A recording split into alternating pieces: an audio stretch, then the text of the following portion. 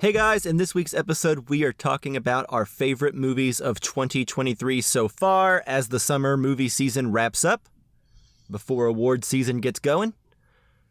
But before that, we are going to be talking about our impressions of the first 3 episodes of the Ahsoka series on Disney+. So join us!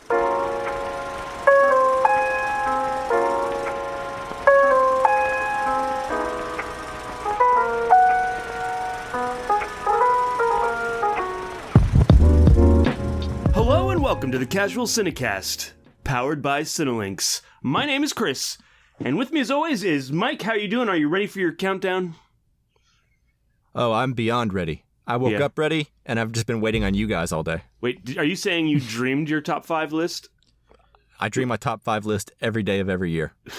Okay, like throughout the year, your dreams like dictate. Yeah, I'm always ready to record this episode. Okay, awesome. Well, that's great.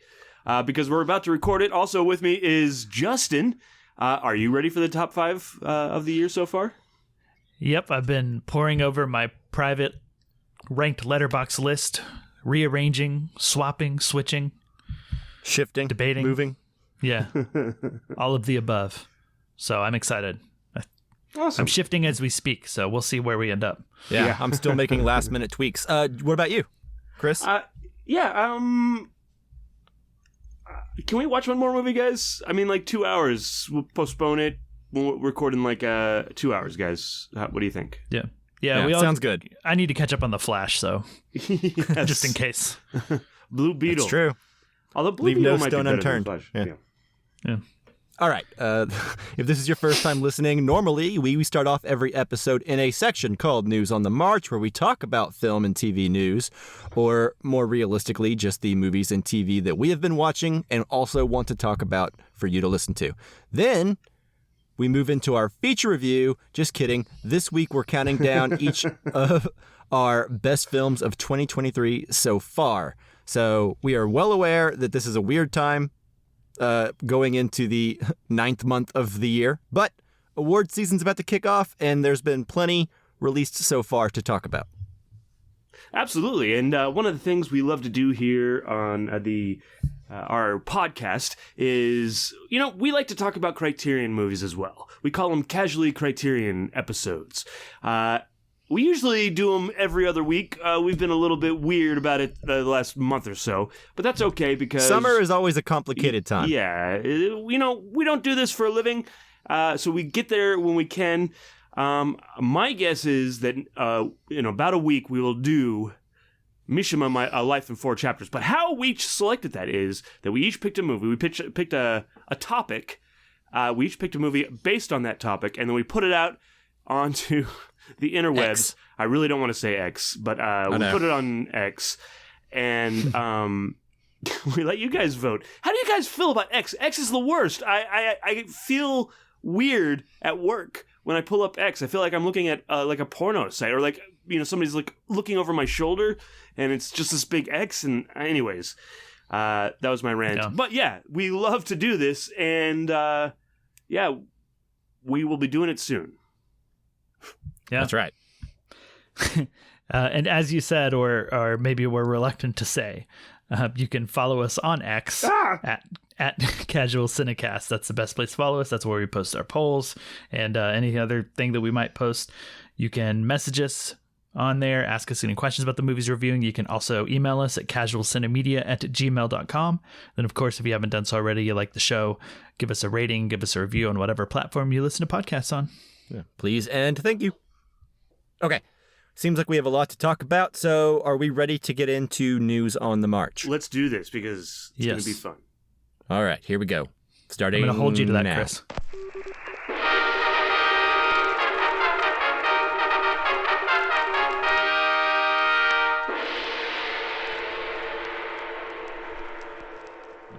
All right, so as we record this, there have been 3 episodes of Ahsoka released on Disney+. There was a 2-episode premiere, and then this week the 3rd episode came out as we record this last night. So, yeah, I think we've all seen all 3 episodes. Yep. So, Chris, why don't you kick us off as the person on the podcast who least likes Star Wars? Well, that's not, as a scale goes, I could still be like at a 10 because you guys are both like at 11 for liking Star Wars, right?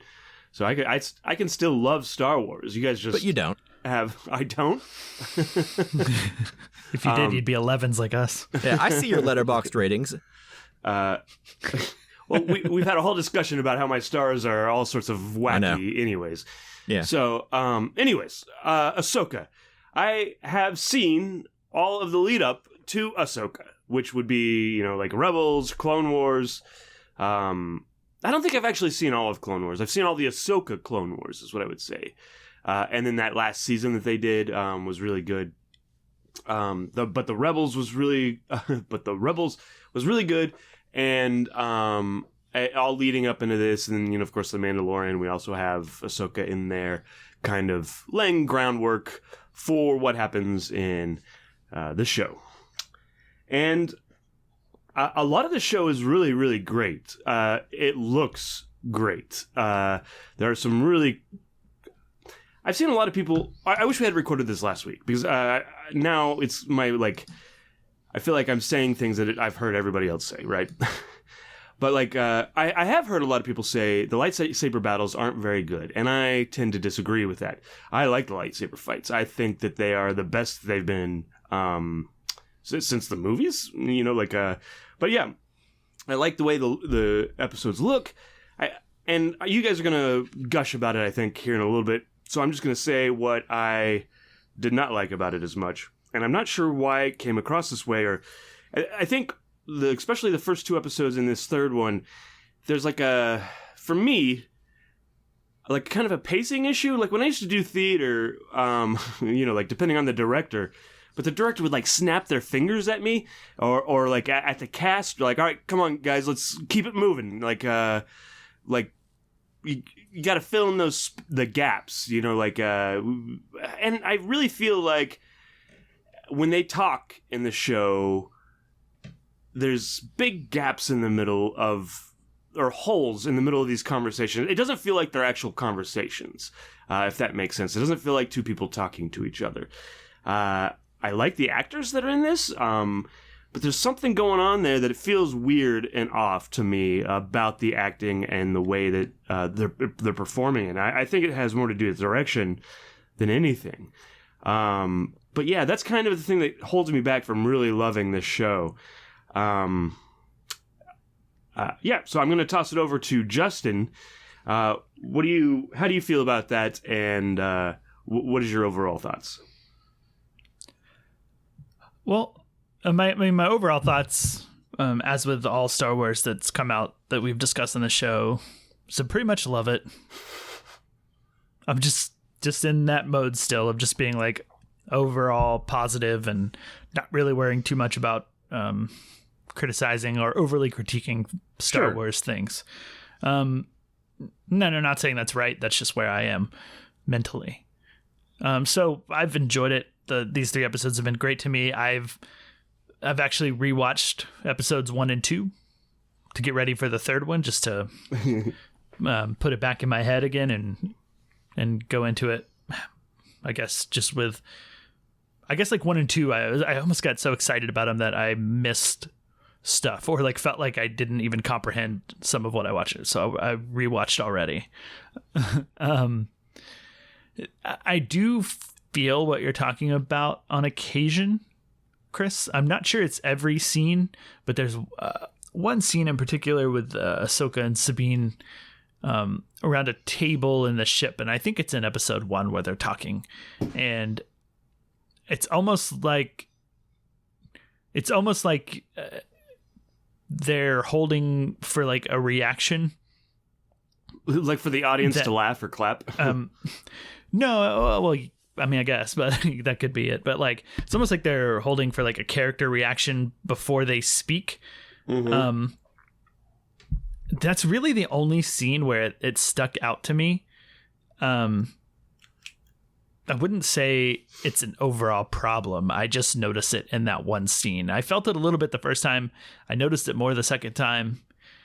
But that's minor, in my opinion. at least I hope so, over 8 episodes to have this one scene that sort of sticks out to me, because everything else I think is really great. You know, it does feel a bit like Rebels season 5 to me, and I'm curious how someone who has not seen Rebels would take this show. You know, Mike and I have kind of talked about that between ourselves a bunch since this came out. Yeah. Oh. No offense, but you're like a Star 10. Wars 10, not an 11. So Yeah. you're not invited.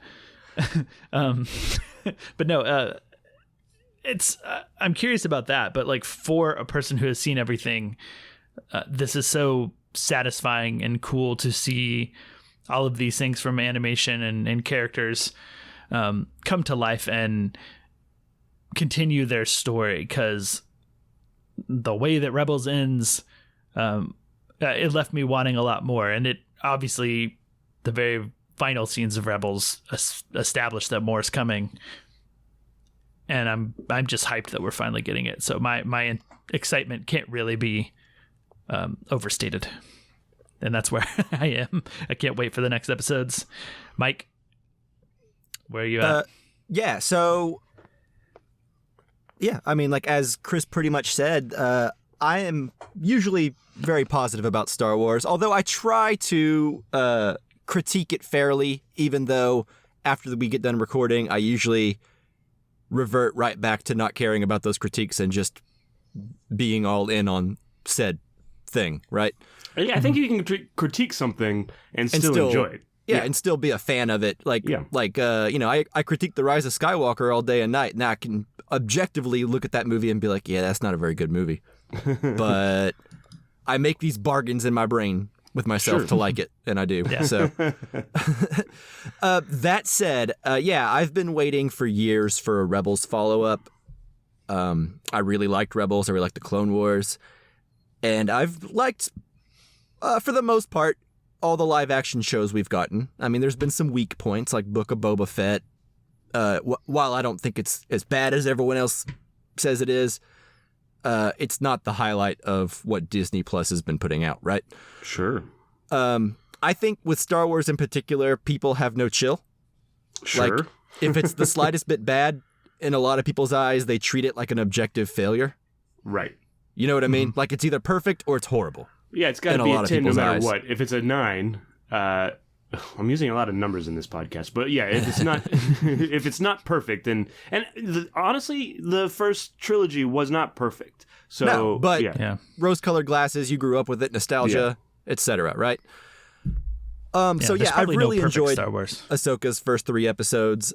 I have heard what you have said a lot, Chris, that people talk about the slow dialogue, and I'm going to hold your feet to the fire and ask you to cite me a very specific example, not the one Justin cited, because I think there's a in-story reason why that conversation is awkward, because I believe he's talking about the first time Sabine and Ahsoka see each other in the show on that ship, right? Where they're discussing a MacGuffin. Yeah, then, shortly after when they're talking about it. Yeah, that's supposed to be a little icy because of the awkward circumstances of that meeting, I think. Yeah, so I would say Chris, almost... Oh, go ahead. Cite me a specific example of what you mean with the slow dialogue that doesn't sound like conversations should sound, etc. Yeah, I mean, even so, like Hera, sometimes, like when after, I mean, I guess spoilers for the first 3 episodes of Ahsoka, but after she's in the hospital, Sabine is, and Hera is, and this is all subjective. So like, I'm not like, I don't want to squash your yum or yuck your yum or whatever. But You like, can't possibly. Okay, So. good. Yeah. But there's like the 3 of them are talking, and it's just like there's like gaps in the dialogue where there's nothing happening, and perhaps the dialogue isn't great, which is probably a Star Wars staple at this point. So it doesn't, the dialogue doesn't have to be great, you know, it just has to be like snappy to me. But there's like gaps in these dialogue where things are just, I would say, cite me a point where it isn't like that, because for me a lot of it is like that. Like it's just like, I just slow. don't feel it though. That's what I'm saying. It's like I don't understand the slowness factor, other than whenever it's appropriate in the story, like the example Justin gave earlier. Yeah, I mean, I feel it, and maybe So sometimes what happens is, like you feel it in that scene. That's a very early on scene, and then you notice it more as you go along. It becomes like a roadblock for you, So maybe this is a thing that's happened where I'm like, oh man, like I feel this thing happening at the first part, and then I go on, and I continue to feel it, even if it's not quite as bad as that first one or whatever. But I just feel like there's these major spaces in between, even in the dog fight. In episode 3, I felt like there was kind of like they were just talking, but it didn't feel like they were talking to each other or like they were having a conversation. I don't even know what you mean. I can't even comprehend what you're saying right now. The way that I would just do you understand what I'm saying? Can I chime in? I understand what you're saying, but I don't feel it. Okay. Like I don't know what you're talking about. When I watched the same episode as you, and I don't feel these gaps. Like I feel like there's two ways that Star Wars can go. Either they come out with these 30-minute episodes and everyone bitches that it's too short, or they give room to breathe and everyone bitches that it's too slow. Sure. Can I chime in? Yes. Yeah, please. Okay. The hospital scene with Hera, and I think there's a scene in episode 3 where Hera's talking to some senators. And I started to feel it in those scenes, but then I kind of thought about they're talking via the holo projectors. Yeah, both those instances they're talking via and holo there's a projectors. delay, so that kind of made it okay for me. But if you can imagine that sort of delay you might expect from like a Skype call or any sort of like long distance transmission or whatever between speaking and reaction, I guess like I felt that in that particular scene that we've talked about already with Sabine and Ahsoka, but I guess that's the sort of thing that you're describing, Chris. Yeah, I don't know that I would. Yes, I don't know that I can explain it away in my head like by a delay in holo, because I don't know. I feel like we've seen enough. It doesn't really matter that much. Honestly, I'm just giving you like my reaction to it, and I don't. Yeah. And I wish we had recorded this immediately after, I'd watched the episode. Does that make sense? Because Sure. then because I had the same reaction. I was like, man, everybody, like other people are going to have this reaction, and it's going to sound like I'm aping them. When I'm not. Like that was my like genuine reaction, and I'm not like. Yeah. Anyways, I'm still gonna watch the rest of it. It's just that there's something a little off about, and it feels like it's more on the directing side. And I know that Favreau can direct; he's directed episodes of Mandalorian. Although maybe there's Filoni. Filoni. Maybe there's less dialogue in Mandalorian, but I don't know. It's an interesting thing. Well, I think that's definitely the case. There's Mandalorian's like a very less is more kind of show when it comes to dialogue and interactions with people. Sure. But well, go on. I don't want to get too harped in on this. Yeah, that's kind of. But if you had any final points, otherwise I was going to ask about the lightsaber battles. Yeah, go. Let's. I think I've made myself clear. How I feel. Just real quick, I would say that I don't know if it's a direction standpoint, because you're having different directors in different episodes, and it seems like you've had the problem in all 3 episodes. The third one was a lot different. There certainly wasn't as much dialogue. There's been 2 directors over 3 episodes so far. Yeah, did 5? Dave Filoni did the first one, and then Steph Green did the second two. one. Okay. So 2 different directors on the episodes you've cited so far. Yeah.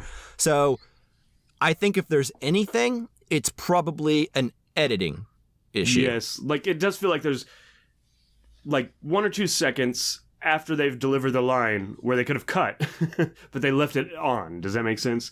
Yeah, I think that's what I'm hearing whenever I hear people state those complaints, because I think Filoni probably has the final cut say, right? Sure, yeah. And like how the episodes are delivered. But I don't know. I'm excited to watch them again and be on the lookout for it to see if I can spot it. I never spotted anything like that, but what I have spotted are maybe like reactions that from people, like especially in episode 3, that maybe would have worked better in a cartoon versus live action.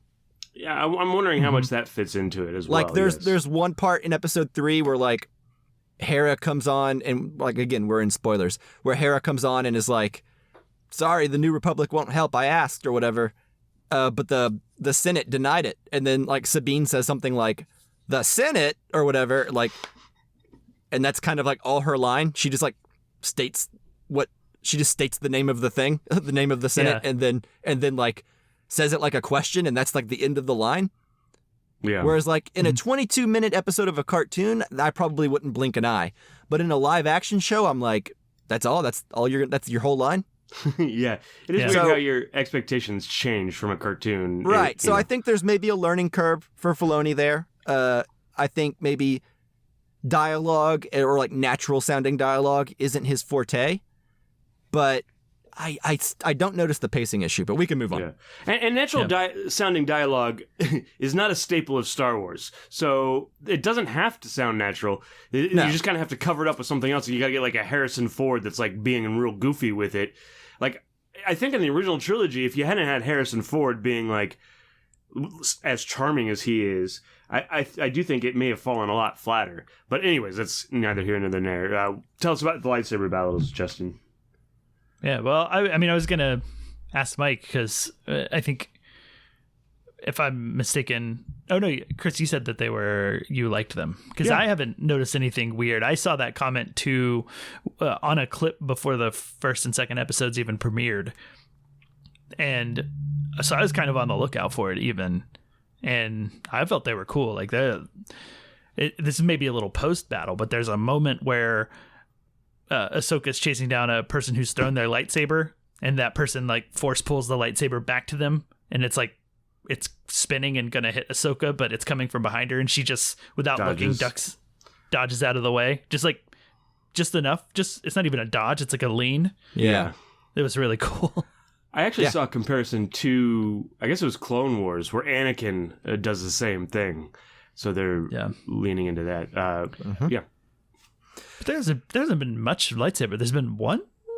There's been maybe two? No, there was one at the beginning when she leaves the temple. There's one in episode 2 where she fights the Inquisitor dude, and then I guess there's just been training sequences in episode 3. Well, the very beginning one, I mean, you can count, I guess it's not a duel, but I will say the beginning of the series, where the Ray Stevenson, who's really great, by the way, like, walks off of the, and his Padawan or whatever Sith pal walks off the thing.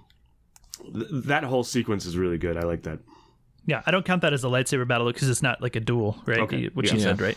It's just them killing people with lightsabers. Yeah. I see. And the other one is Ahsoka with a lightsaber versus robots with those sort of like electric lance things or whatever. Yeah.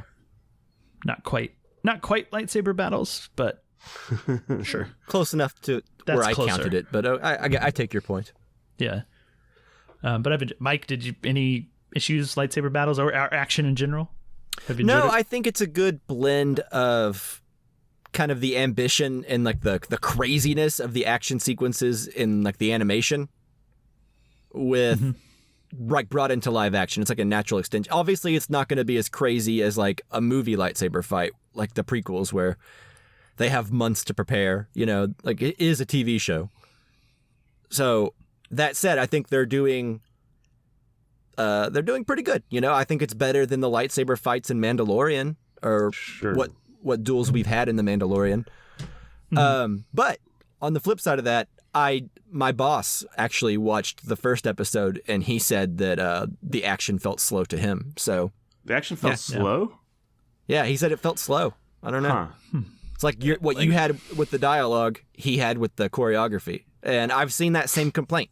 Like again, like Justin said, before the show even premiered, that clip from episode 2 of fighting the Inquisitor dude was making the rounds, and people were like, there, I fixed it by speeding it up to like 1.2 speed or something. Well, I knew the complaint I had seen was like the lightsabers in the original trilogy kind of blur when you move them really fast in the movies, and they don't in this. They don't blur like they do, and so someone had fixed that, like where the lightsabers blurred when you like went to strike somebody. But yeah, that's interesting. Or maybe they were just, maybe I misunderstood the tweet. Yeah, maybe. Yeah. I mean, it's one of those things where I feel like, and again, caveat this by me being just a big fan of Star Wars in general and generally giving it the glass half full approach. But I would say with this franchise more than any other that I've noticed, people will find things to be unhappy about. Sure. Even if there's not a good thing to be unhappy about, people will find it. They will seek it out. I hope. And I think with this particular franchise, after the prequels, and maybe even really after Return of the Jedi in the 80s, Yeah. I think it's a franchise that's so popular that most people have a frame of reference for it, but most people don't actually like the content of the franchise itself. Yeah, the majority So of the I content, yeah. I think they think they like it more than they do. And then when they sit down to actually watch something in the tone of the original movies, they just don't like it as much as they think they did or should, right? And that's why something like Andor is so beloved. These are so different. Yeah, because it's not even trying to be like what Star Wars traditionally is. It just takes There are the no themes and the aliens in that show. iconography Yeah. and kind of makes a World War II show or something, you know? Yeah.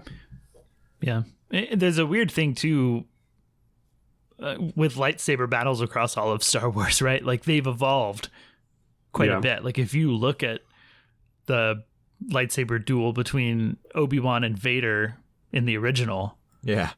that's pretty slow. And it's very, slow samurai duel-ish, right? And then you go to the prequels with like young Obi-Wan and Darth Maul, and they're flipping and spinning things, and it's pretty fast. Like I saw a clip the other day on Twitter of I think it's right after, spoilers for the Phantom Menace, that Qui-Gon dies. What? And Obi-Wan finally gets freed to go attack Maul after, and he just comes after him, and it's so fast and it's so intense. It's great, looks good, but then other battles haven't really held up to that. Even the Obi-Wan Vader battle from the Obi-Wan series is different from that too. Yeah, it's more in line with like the Return of the Jedi style fighting. Yeah, which is like and this is they're a little faster, but they're not doing the crazy, insane stunts that. Yeah, you have like Yoda flipping around with his lightsaber. It's like I've always heard it explained, or at least the way that's always made sense to me is just that the lightsaber battles were better at the height of the Jedi. Yeah, and after they've fallen, they're the Force aging and getting out of practice. Yeah, and that sort of thing. Like just the skill and technique has faded in a time where the Jedi have been basically hiding and not using their skills for the most part. So I don't know. Lightsaber stuff has always differed so greatly that it's hard to hold it to a standard unless you're a person holding it to the standard that you've known most and always loved. Sure. Like if you grew up with the prequels or something. Right. If you grew up the prequels or the Clone Wars, then I can see this feeling very slow. Sure. But if you watch literally any other thing, then it probably feels like on the better side. Yeah. So I don't know. It's one of those things where it doesn't really matter. Yeah. Lore-wise, not to change the subject because already, lore-wise, this thing is just ticking all the boxes for me. I'm just loving every bit of the lore we're diving further into and getting live-action versions of animated lore. And all the stuff that it's referencing is just... that's my favorite thing about... Yeah. Purgle and Night Sisters. Yeah. And just to be not a contrarian for contrarian's sake, but just to counter what was mentioned earlier, I actually think Mary Elizabeth Winstead is doing the best work here so far. Yeah. Mm-hmm. I think, I don't know. I wouldn't have... When I watched Rebels, I wouldn't have thought that character would be Mary Elizabeth Winstead, like in my brain, if she were live action. But like seeing it feels right. I like Mary Elizabeth Winstead, and I think she's a great fit. Like she has that kind of motherly feel, but also she's very serious. I don't know. I enjoy it. I think one quick thing, the last thing I have to really talk about is I will say that episode 3 I really enjoyed because it started to feel like the characters from Rebels, like Ahsoka and Sabine. They started learning how to work as a team again. Mm-hmm. And then all of a sudden, the stoicism drops and you start seeing smiles and jokes. Mm-hmm. And like that to me feels like what the show should be, right? Like I know like Ahsoka's in a bad spot right now because she's coming off, spoilers for Rebels, a duel with Darth Vader. And she's realizing that her former master was bad and that he turned bad because of attachments, and she's weary of that kind of thing now. And so she's kind of in a dark place, but seeing like the joking around and the lightheartedness that started to emerge in episode 3 once they started to get along a little better, that felt like a good balance between like cartoon Ahsoka and what Rosario Dawson has been doing in Mando and then Book of Boba Fett and then the first 2 episodes so far. And it's possible that the slowness in the dialogue and stuff is exactly for that reason. And then by the end of the season, we won't have that because they've all like reintroduced to each other. And then they start feeling like more like a conversation. So that could that's what I was saying about the thing that Justin cited earlier. Like that particular conversation that's slow and icy between the two of them, I think that's the context of the story, right? That's their first time really seeing each other in a long time. They both feel kind of uncomfortable. But other things, like you're talking about, like, maybe it's a editing choice, maybe it's directing, maybe it's the fact that sometimes people are on holograms and there's a delay. I don't know. But I think once people acclimate to whatever this show is doing pacing-wise, hopefully either those complaints will subside or going forward, they will edit a little tighter episode, instead of 46 minutes or 50 minutes or whatever, shave a couple minutes by cutting a second or 2 out here and there. I don't know. But hopefully people don't get too turned off of that, because even though I don't feel it, and I know a lot of people on Twitter seem to be very enthusiastic about the show, I have seen enough people complaining about it to where it must be an issue, And, I would never go on Twitter and, like, be really upset about this or whatever. Because it's only the 3 of us, right? So that's the only reason I bring it up. Sure. I'm excited for what's to come, because I would say this show has scratched maybe a 10th of what I would hope it would bring and, like, where I would hope it would go, And we're almost halfway through. Yeah. So and I'm not saying that as a criticism. It's just like I'm so excited for so much more. And through 3 episodes, we're kind of mostly only tackling things that I expected. So I'm ready for some unexpected. Sure. Yeah. Me too. I'm excited. Even though, like, I had the one criticism, I'm on board. So we'll see what happens. Good. Well, maybe we'll invite you to our text chats about it then. I hope maybe so. Maybe you've earned it. I don't know. We'll see. We'll see your reaction to episode 4 and then go from there. Okay. All right. So anyways, that was a pretty long talk about Ahsoka. Are we ready to get into our favorite movies of the year so far? Yes. Yes, and all our Star Wars talks are always long, so that's true. Oops. I only put this in there because if we waited till like next week, it would be half over. I don't know. It just felt like it would be way out of place. I know. Yeah. Chris, if you could get yourself to that 11, then we could just do a Star Wars podcast. Yeah. Cut out all this Criterion movies bullshit. stuff. Yeah. Anyways, okay. Here we go. Movies. Talk about them. Starting now.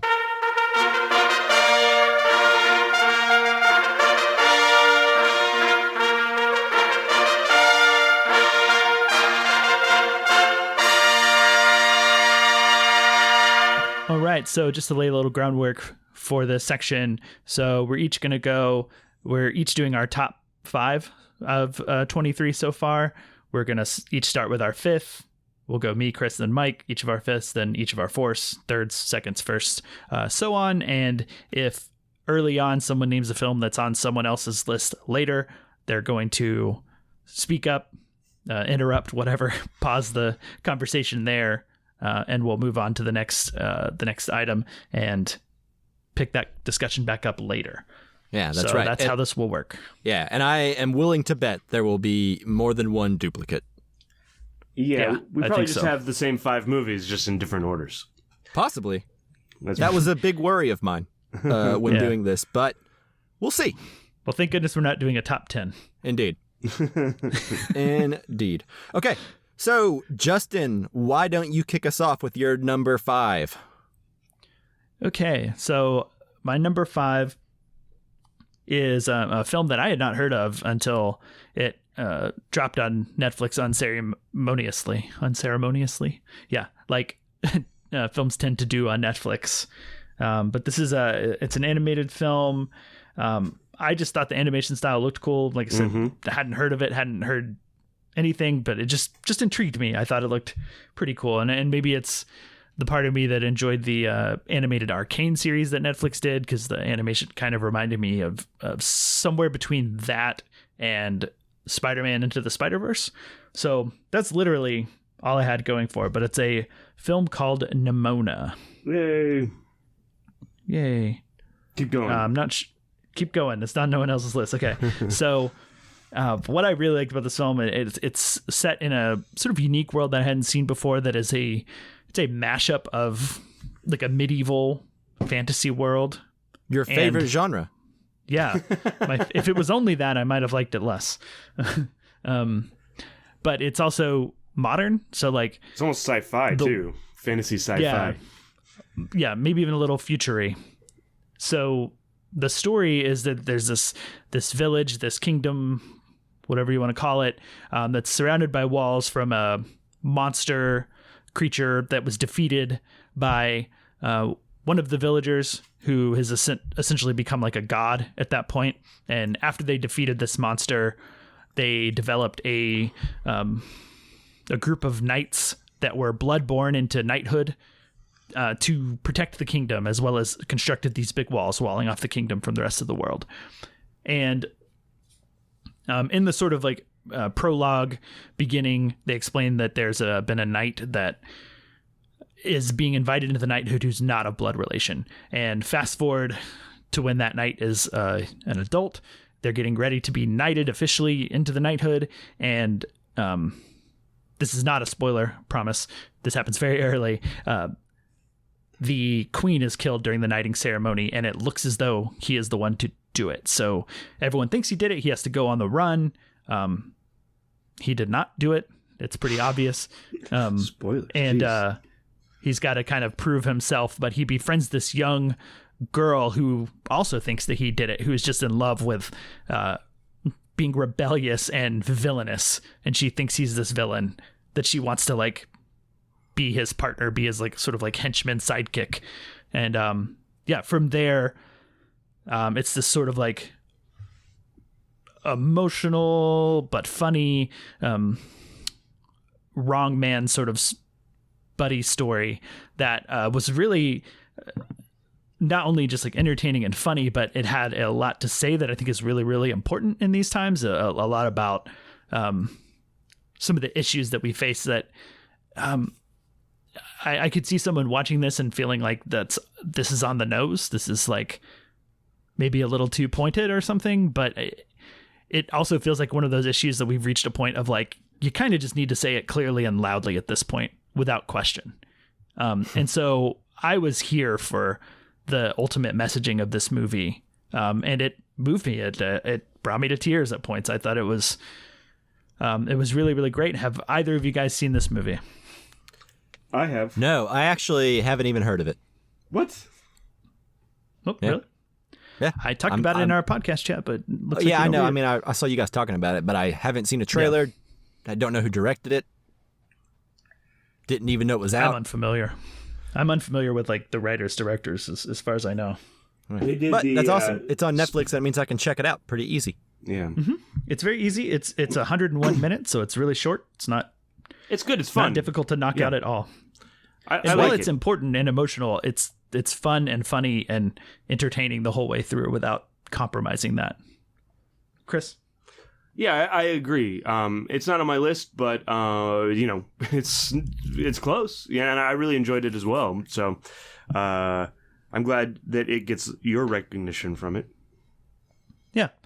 I was surprised that it was as good as it was, like, just with the lack of ceremony around it. Sure. It deserves better. And I can pretty much leave it there unless you guys have any questions or comments. No. Other than I just want to check it out. More of a comment, not really a question. You should. Cool. I think you'd like That's it. why we do this. Yeah. It sounds like I would like it, so you've already sold me. Good. All right. That was my number 5, Nimona. Chris, what's your number 5? Yeah, my number 5 is one I'm pretty sure that is going to be on one of you guys' list, so I'm going to talk for as long as I can without actually naming it. It's from a director that we know for a long time. You know, like, he's been around. He has this, like, very distinct style that works out really well, but yet, while that style may distance you from the emotion, somehow when that's... I always find my way back in. The movie is Asteroid City. Does anybody else have this on their list? Nope. No. I do not. Oh, wow. It's Awesome. just outside. Yeah, I mean, it's on my, like, top 10, but it sure. didn't crack the top 5. Sure. So, oftentimes Wes Anderson can leave me cold or feeling outside looking in, and they're always fun to look at, his movies, but sometimes there's an emotional component that's just missing. I think some of his movies where I find the emotional components, like Royal Tenenbaums or Hotel... What is the name of the hotel movie? Grand Budapest Hotel? Yeah, Grand Budapest Hotel.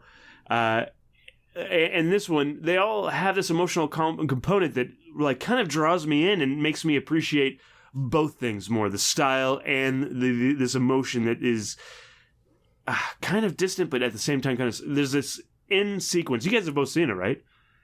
Yeah. Yes. Yeah. There's this end scene.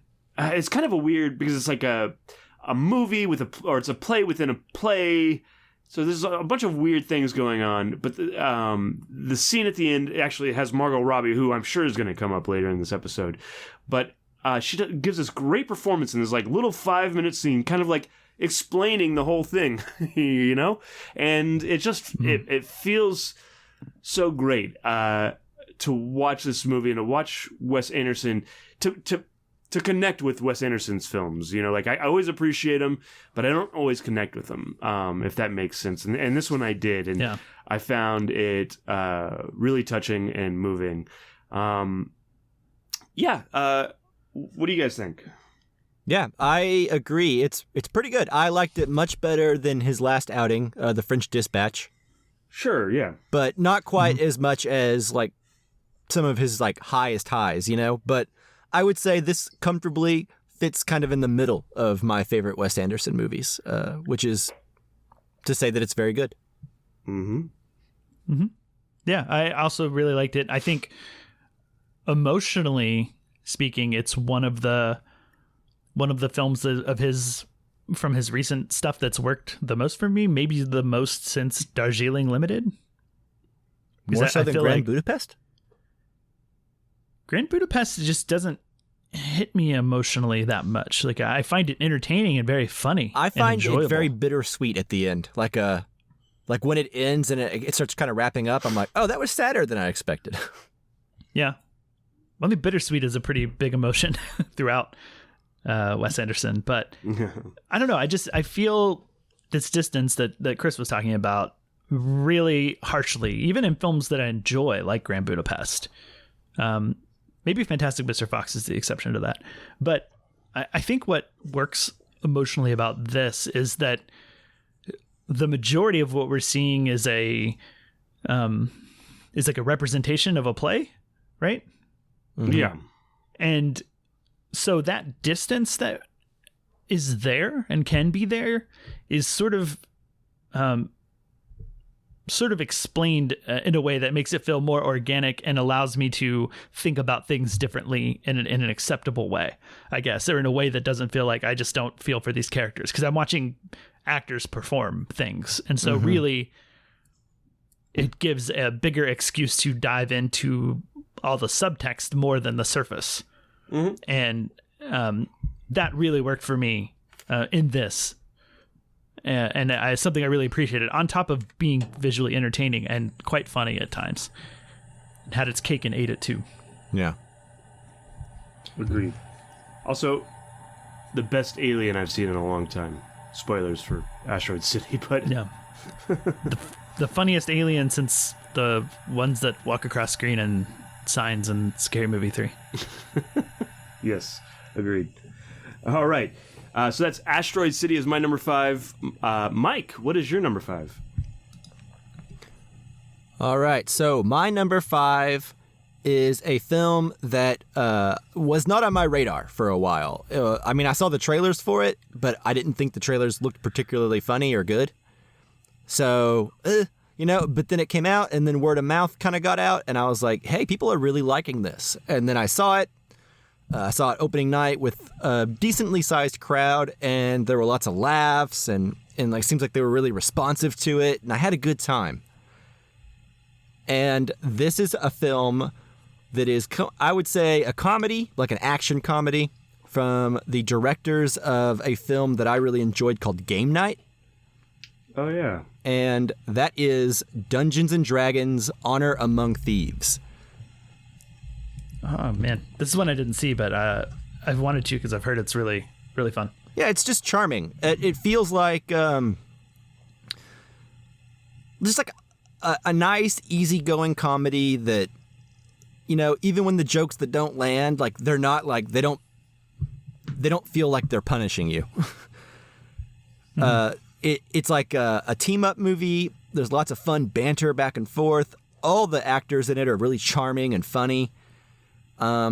It feels like I wish these guys like would write and direct a Star Wars movie. Like, yeah, actually, it feels like they would get it. They get like the swashbuckling humor, where it takes itself seriously, but not too seriously to where they're not going to sacrifice a dramatic beat they're not going to not sacrifice a dramatic for a gag, I just really liked it. All the characters feel really unique and fun. And I don't know, it wasn't the biggest financial success, so I hope to see like a sequel to it one day. So that'd be fun. Anyways, yeah, that's what I would say. But Chris, I think you've seen it, sounds like. So what'd you think of this movie? I really like this. It's not on my list, but it's close. And I think that's probably going to be a refrain that we keep saying every time something doesn't show up on our list. But there is a joke in this. Like, there's this elaborate, like, setup, or, like, he's trying to get out of prison, and they set all this stuff up, and they're like, he enacts it. Like, he flies out of the window, and they're like, we were going to let you go anyways, and it's just pretty hilarious. And that's at the very beginning of the show. But, like, I took my mom to see this, who is older, but, and she really enjoyed it. She had a good time. She laughed, and she's even mentioned it shows up on her Amazon Prime now, because it's like on Paramount or something, one of those. Mm-hmm. And she's like, I kind of want to watch that again. So yeah, this is a really good movie. I think the thing that I don't mean to drive this home, but the thing that's missing, or like in Ahsoka, this is just like snap, line after line after line. There, it just, if something, like you said, if something fails, we've already moved on and we're on to the next joke, and I would also say that Ahsoka's not trying to put out the amount of jokes. That's true. I probably should have brought that back up. But anyways, I really enjoyed this movie, and you could do very much worse by watching something else besides this. Right. Like, it's hard for me to say because I like it so much, because it's my number 5 movie so far of the year. But I can't imagine someone going in and disliking the humor so much that it like puts them in a bad mood. I feel like at worst, this movie is just like, it's an okay time, but at best, it's a really fun time, Yeah. It seems very crowd pleasing. Yeah, it is, I think. Yeah. It's like and in my experience, 11, it was. The crowd seemed to really enjoy it. In a D&D game. And sidebar, I have never played D&D. I have no relationship with that franchise whatsoever. But yeah, I still had a lot of fun with this movie. Yeah, good. I've never really played D&D either. Just like video games, video games? I've played once, Like in a group? and that's it. Like with a bunch of people? Yeah, it was a small group of friends. Yeah. Yeah. Nerd. Then you should be an expert when watching this movie. You'd Yeah. love this Well, movie, I'll man. fill you guys in on all the Easter eggs and All the little lore nods and that hints. went over Yeah. my head. Yeah. All the stuff you're missing. I'll let you know Thank you. when I see it. Now I can appreciate it even more. All right, Justin, what's your number 4? All right. So my number 4 is another animated movie. It's a sequel animated movie that I was really, really excited for because I love the first one. And this one had a lot to live up to. And as far as I'm concerned, it met and exceeded all my expectations and even potentially passed the bar that the original had set for itself.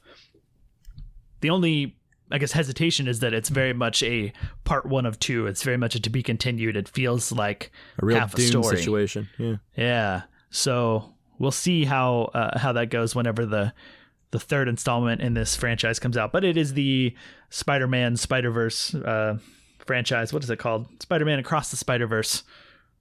Yeah. I think we should wait that's my number 4. and talk about this one in a little bit. Okay. I figured as much. Yeah. Yeah. So, okay. Chris, your number 4 then. All right, so my number 4 is something I'm afraid to say. Oh, no. It's a Ari Aster film, and it is Beau is Afraid. Does anybody else have this? Chris is afraid to Yeah. talk about Beau is afraid. Yeah. Yeah. Yeah, you can wait Okay. if you'd like. So that is my number 4, and we will talk about it later. Justin or Mike, what is your number 4? A movie that will almost certainly be shelved as well. This is a film that for a long time before trailers came out, I was just more curious about than anything. I wasn't super looking forward to it other than the talent behind it. And I'll just quit delaying. It's Barbie. I like Yeah, Greta shelve Gerwig. it. Yeah, I like Noah Baumbach. I was excited. I'm sure we'll talk about this later, right? Yeah. Absolutely. Yeah. Okay. So number 4, Barbie.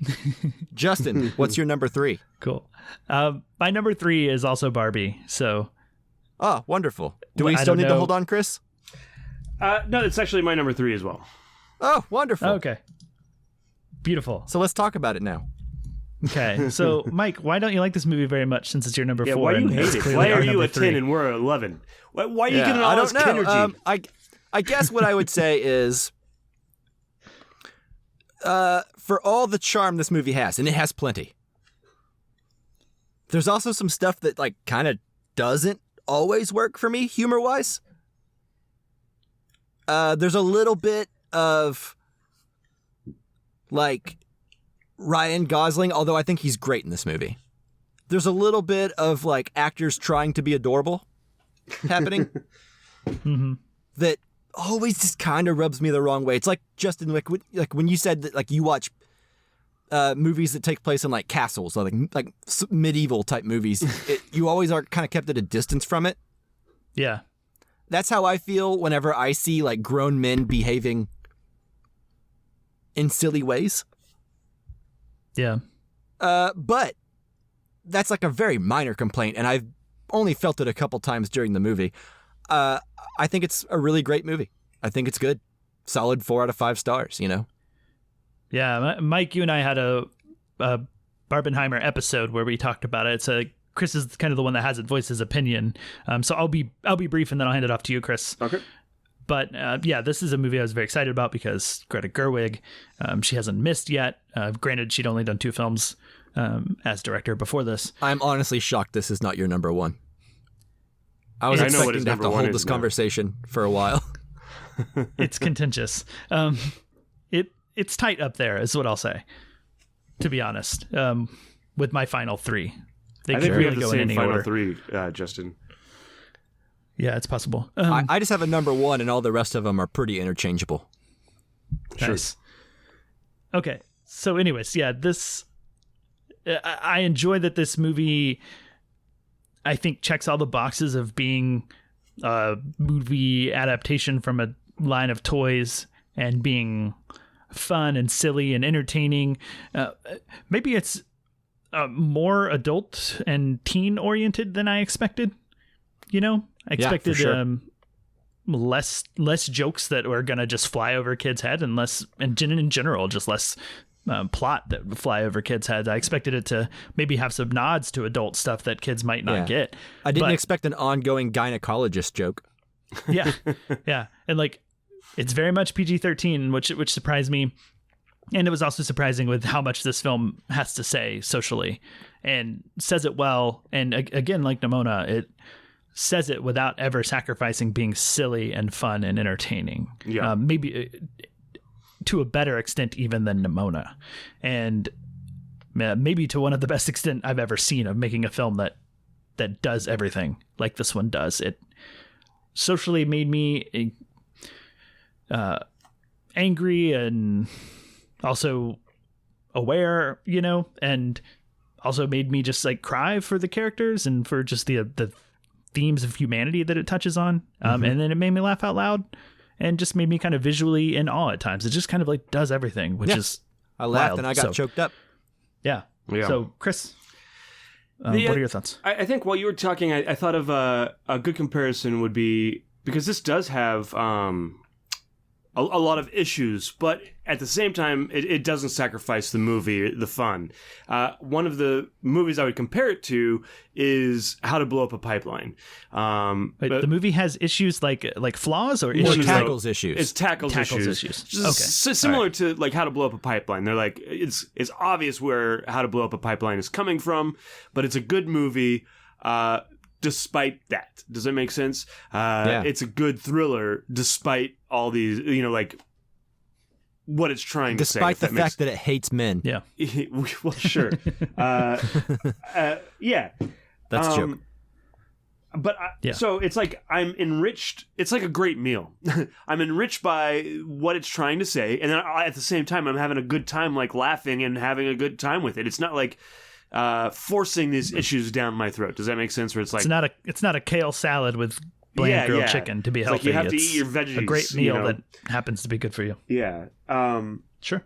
So, and that's one of the things I really like about it. I think it's a really ingenious way of pointing those issues out is with the kin stuff. And the discovery of the kin stuff is so funny, like as he walks into the real world and realizes that, oh wait, men here have more power than they do there, like in Barbie also realizing these things. It's a lot of fun, and those jokes really work for me. You guys said it well in your episode, and I'll leave it there, but this is a really great movie. I also think one more thing is that it'll be interesting in 2 to 3 years to see how this movie falls. We are in the middle of like the Barbenheimer stuff, right?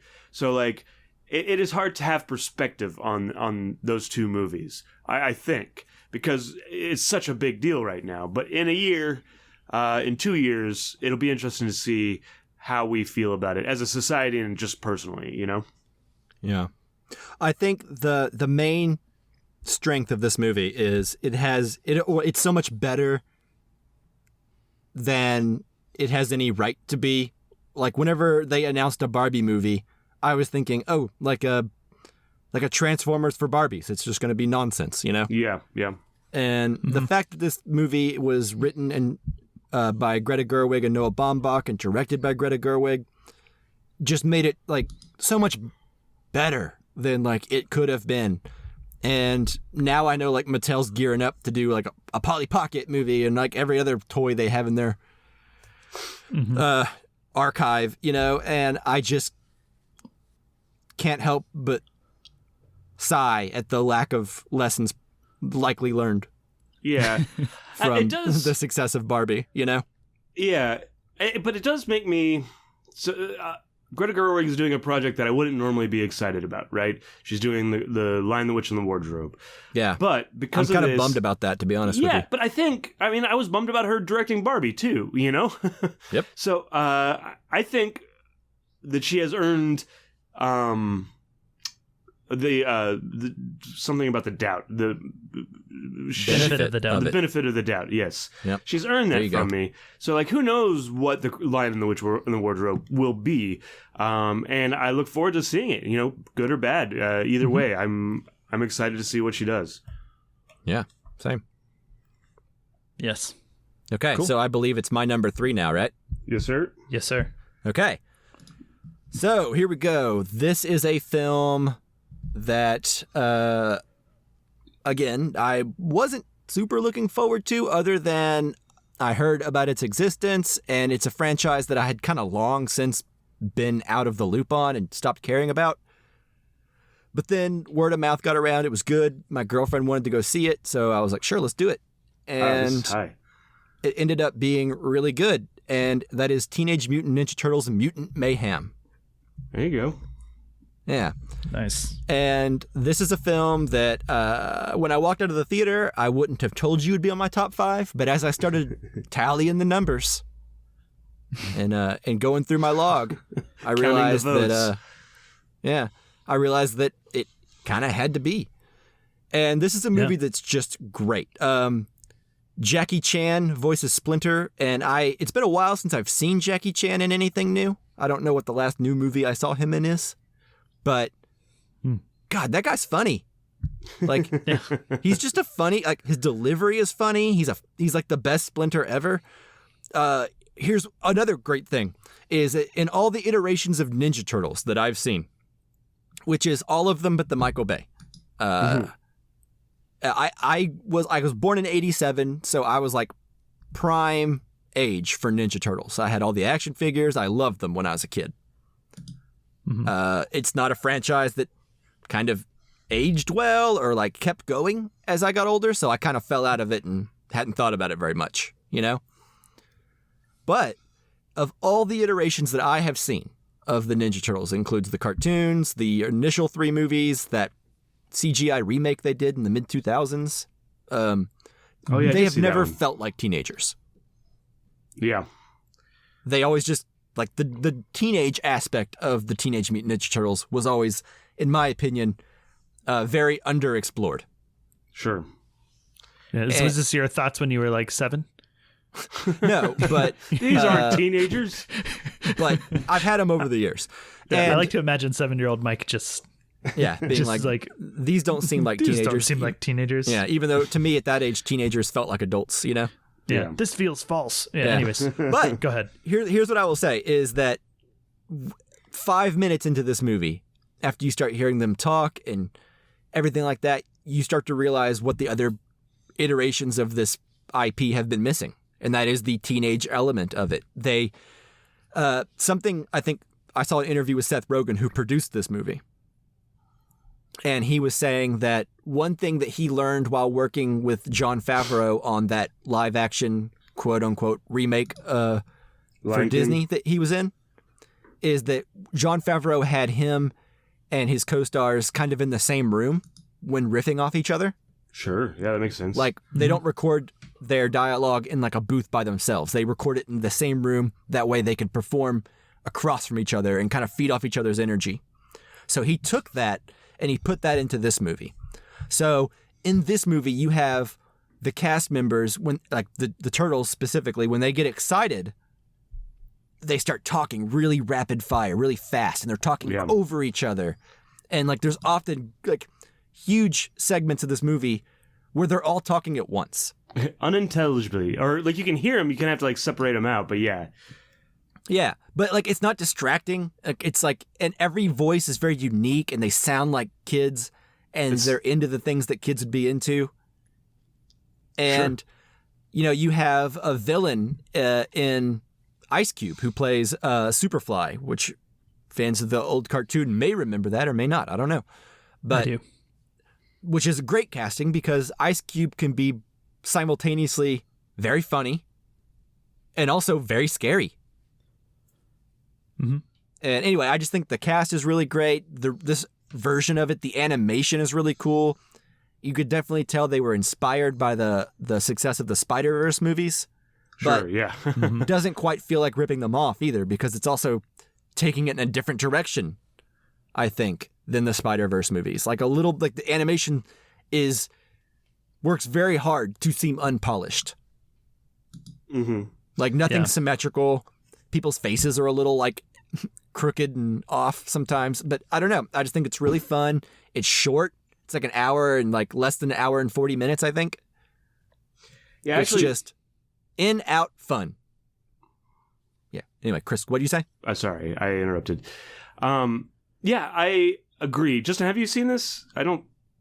No. Okay. I've wanted to go. I just haven't had time to get to the theater in the last few weeks. It's tough. I really enjoyed this. I did a Turtleheimer. This is, last time we recorded, we said I hadn't seen Oppenheimer yet, and I hadn't seen the Ninja Turtles yet, so I saw Ninja Turtles first and then Oppenheimer, mainly because Oppenheimer's so long that it starts at weird times, and I had enough time to go see the Ninja Turtles movie first.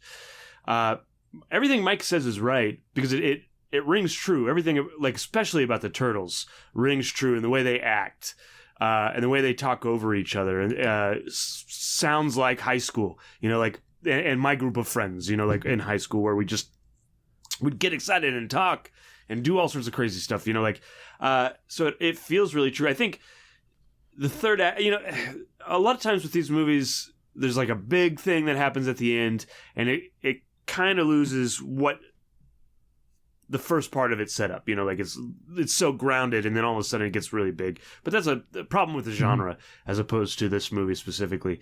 But yeah, I really enjoyed this. This also has... Well, hang on. I fundamentally disagree with everything you just said. It may be a problem with the genre, but this movie does not suffer from that in the least, in my opinion. Okay. I just think... I think that's a bad take. Okay, well, we'll name this episode the one where Mike and Chris disagree about everything. Yeah. I mean, maybe outside... because we've had so many superhero movies, so many third acts, giant villains. So, maybe viewed in isolation, it wouldn't be as much of a problem. But I mean, if you're going to make this a superhero movie, this is more a Spider-Man 2 rather than a insert Marvel movie here. I don't know. Sure. It is better. There's more heart in the third act than I feel like you're selling here. I like the movie. Either way, I enjoyed it. Yeah, I really enjoyed it, and I think Justin, you would enjoy it quite a bit too. And also, I think so. The other thing, Io Edeberry is also in this, who was in The Bear. She's getting Bottoms. She plays April O'Neil. And I believe that she is going to be a star. We're kind of seeing it now, as she's in a ton of stuff coming out really in a rapid amount of time. So keep an eye on her. And I probably she's having a good career right now. Yeah. And also The Bear. I just watched both seasons of it. Just as a hint, watch it. It's great. I fell off 3 or 4 episodes into the first season. Yeah, me too. To be honest, the first time I watched it, and then I watched them all again, and I loved it. It's more watch it think of it like a movie. Is how I couldn't help but be I would never buy food from these gross people. Well, they're all back in the kitchen. Okay, which has nothing to do with the what we're talking about. But you guys should. Yeah, no, I hear The Bear's great. Yeah, especially the second season. Anyways, moving on. That was my number 3, Teenage Mutant Ninja Turtles: Mutant Mayhem. All right, back to Justin. Yes, my number 2. Yeah. That's where we are. So, mine is one that I just finally watched this last week. It's one of the reasons we delayed an episode, because I was feeling self-conscious that I hadn't seen this one yet, because I figured it might have a good chance of making it, because I've heard great things. But it's a rom-drom. If I can coin that phrase or repeat it if it's been said before, which I'm sure it has. But this is I'll just say it because I think it's on other people's list, but it's Past Lives. Yeah, go ahead, and we'll put a pin in this one.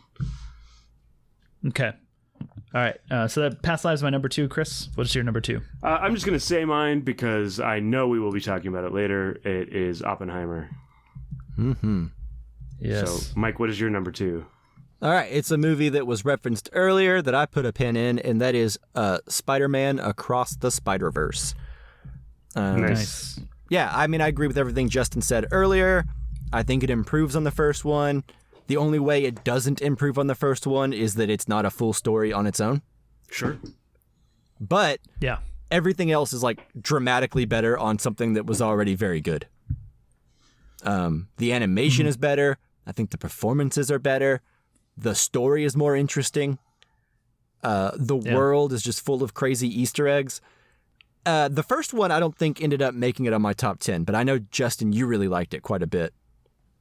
And I thought it was good. I think it's far and away the best Spider-Man movie, and this one might top it. Yeah, that is a fair assessment. I think a lot of people would agree with you. I loving this movie because here's the thing.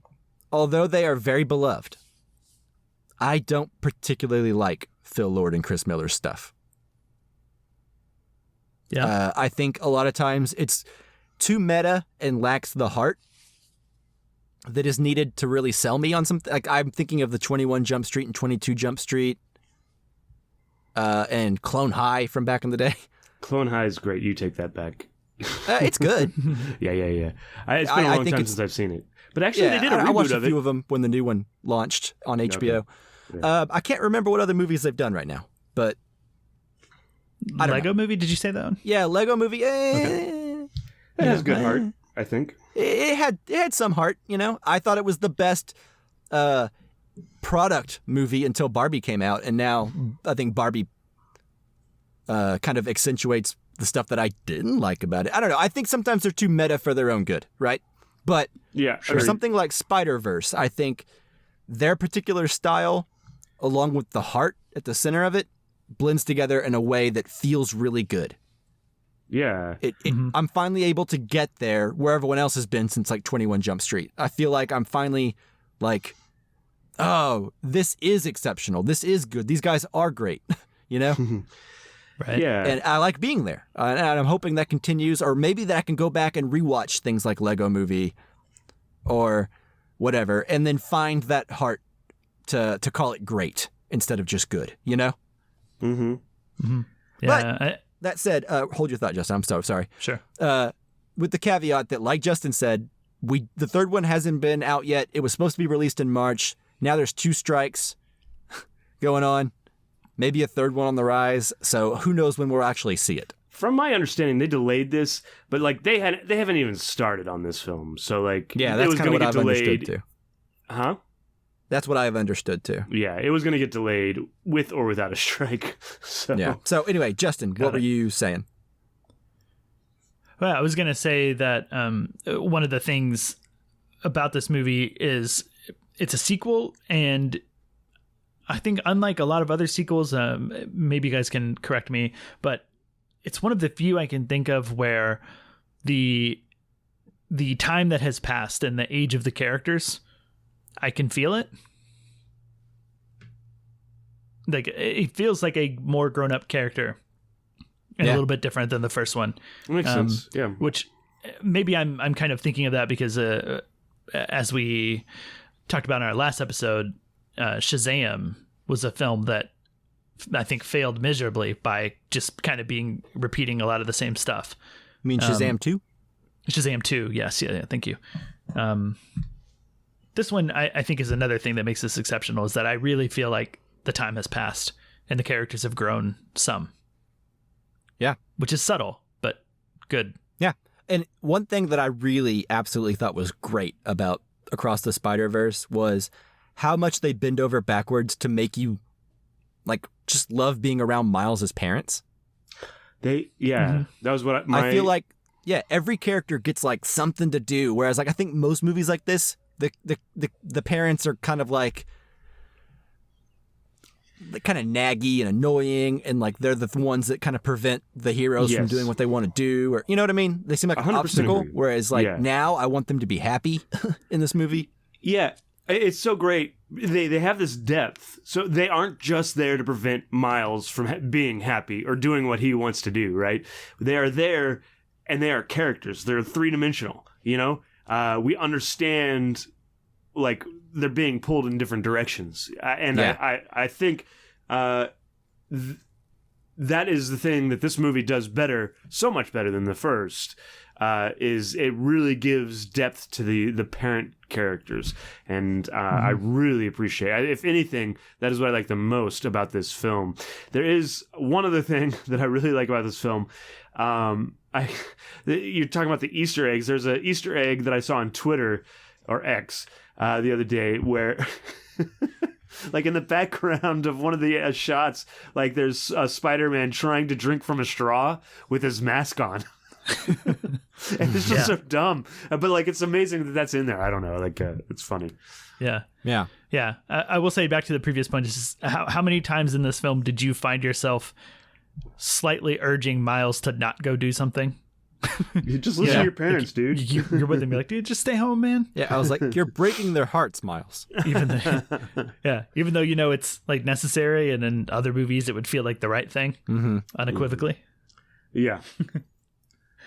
Yeah, it's great and genuinely surprising. Like the places it went, the twists and turns that it kept making. I never really knew what to expect, and it surprised me several times. Agreed. Cool. So that is my number. What are we on? 2? 2. That's my number 2. It's 2. Down to number 1. Now. Down to the number 1s. All right. All right. So if anyone's like actually like paying attention and making notes, you could figure out all of our number 1s by now, because they're all films that have been named previously.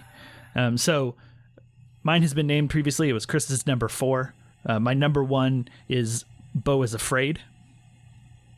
And I didn't really expect it after I saw the movie, but it's one that I just can't really stop thinking about. And in a year with things like Spider-Verse and Barbie and Asteroid City, like Beau is Afraid feels like the most unique experience that I've had. It just showed me something I feel like I hadn't quite seen before. I for sure saw things on screen that I've never seen before. Sure.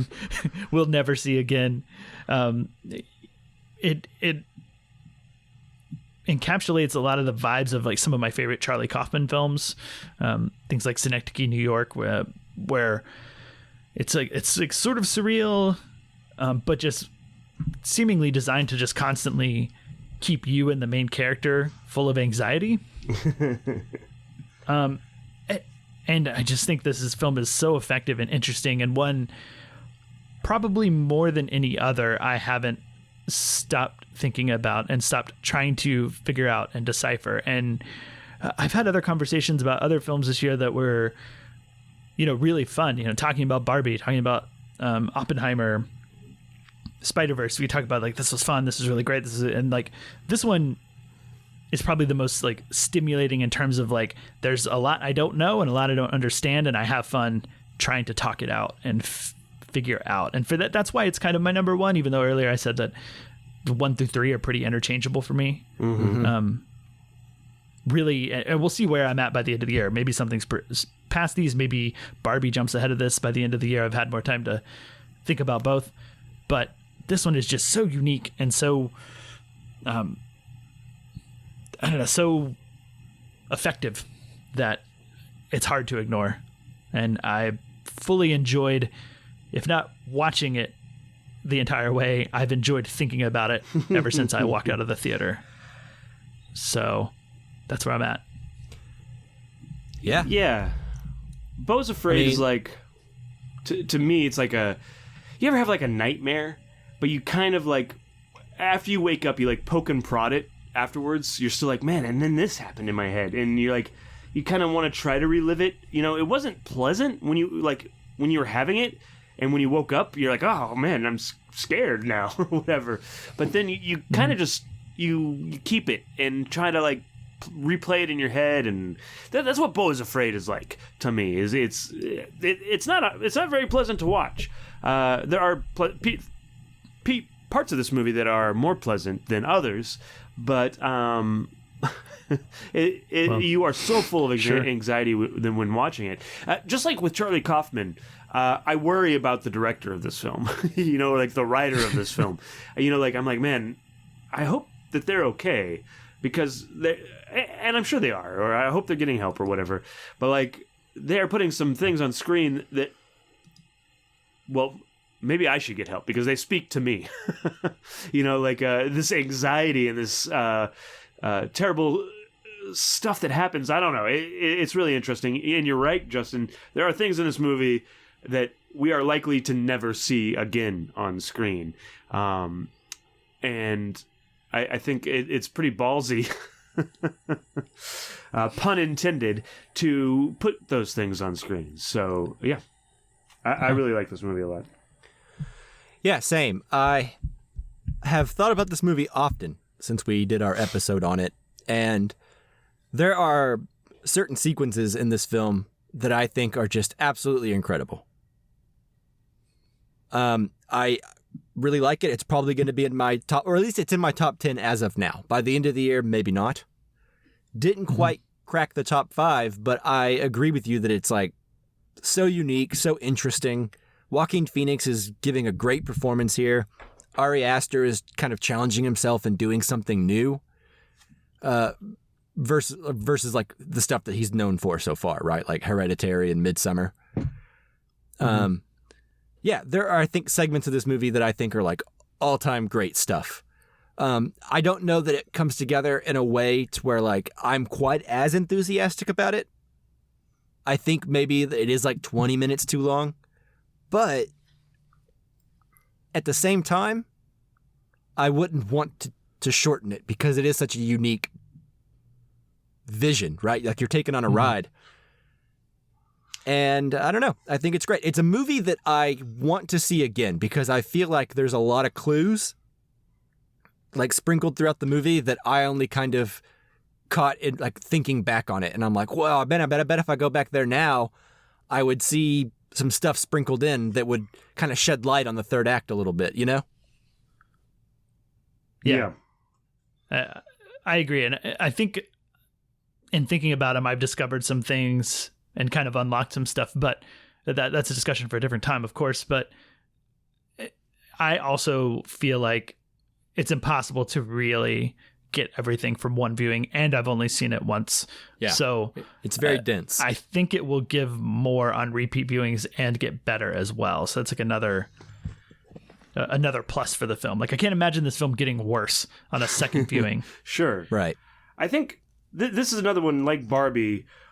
I'm curious to see where like as a, like how this falls into the canon in 2 years. Like, is it still remembered really fondly, or is this like Ari Aster's like screw up?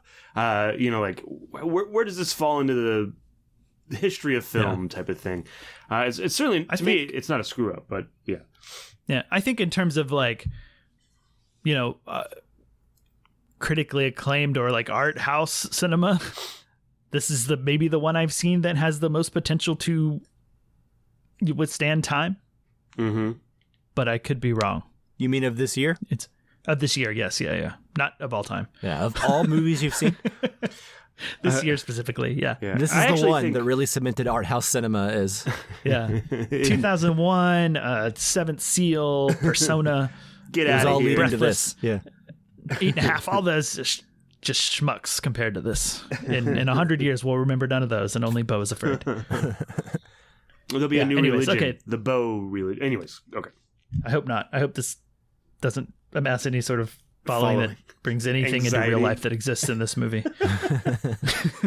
But okay, that was my number one. If there's no further discussion, Chris, your number one.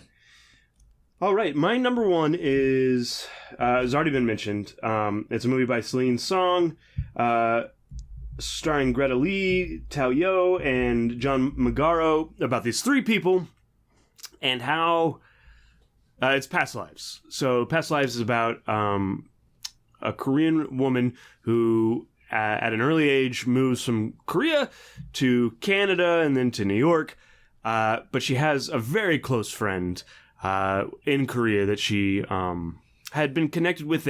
Before they leave, they go on a date, in quotation marks, because they're probably too young for like a real date, but the mom wants to give her a way to say goodbye to him. And and then they reconnect a little bit later on, and then they lose connection again, and they reconnect for a third time. And it's kind of, I really like these types of movies where it's like, well, what could have been? You know, like, I am here now, but if I had just taken a different path, I could have been there. You know, like, and the temptation, like, maybe I can still make that choice. You know, like, I still feel a strong connection with this person.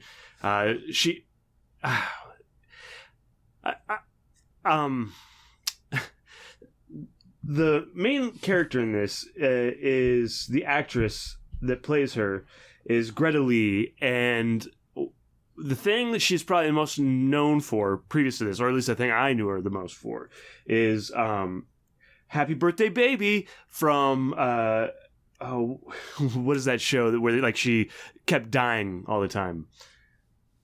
Russian Doll? Yeah, Russian Doll. Like, she said that so many times.